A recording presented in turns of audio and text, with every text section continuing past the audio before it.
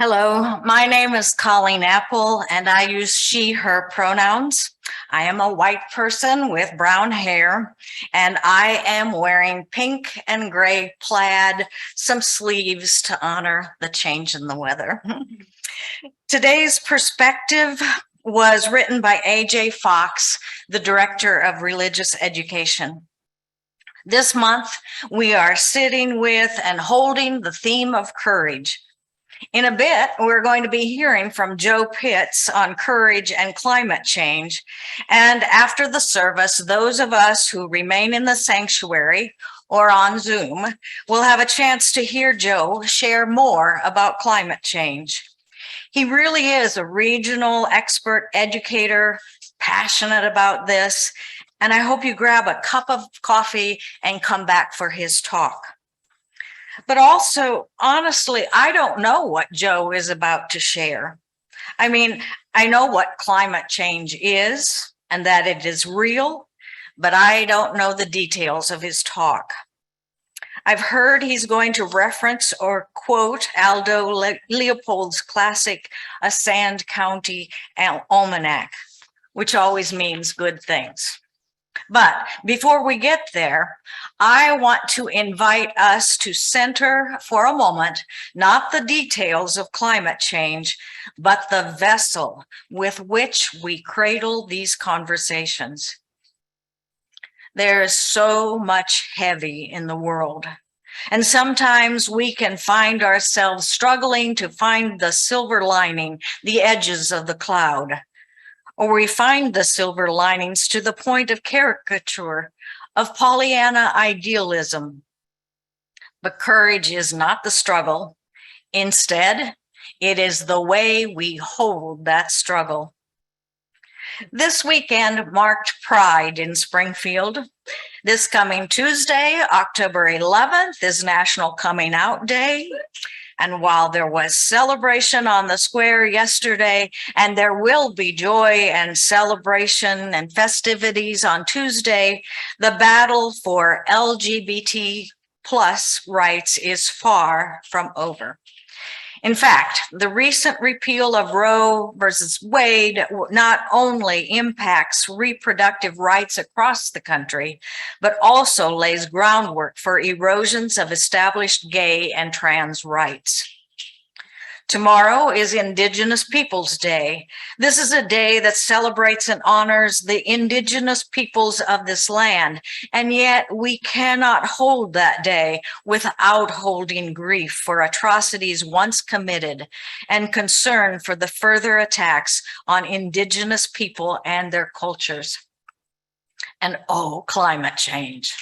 Climate change. I once heard a Unitarian Universalist minister at a large General Assembly, and I wish I had her name to adequately credit her, say, paraphrased, Unitarian Universalism is not about giving us the tools to make sure climate change doesn't happen. It is happening. It is happening. What our Unitarian Universalist values give us is the tools to keep and center our shared humanity while it is happening. That doesn't mean that there are not steps we can take to try to mitigate damage. Our service here is ending. Our service to the world begins anew. But it means that our shared values are about more than simply action. They are why and how we act. Pema Chodron writes in her book, When Things Fall Apart, Heart Advice for Difficult Times, which is a version of a classic Buddhist Jataka tale. Chodron writes, once there was a young warrior. Her teacher told her that she had to do battle with fear. She didn't want to do that. It seemed too aggressive. It was scary. It seemed unfriendly, but the teacher said she had to do it and gave her the instructions for the battle. The day arrived. The student warrior stood on one side and fear stood on the other. The warrior was feeling very small, and fear was looking big and wrathful. They both had their weapons.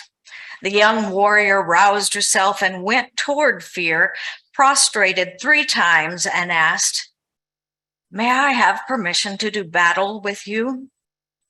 Fear said, "Thank you for showing me so much respect that you asked permission."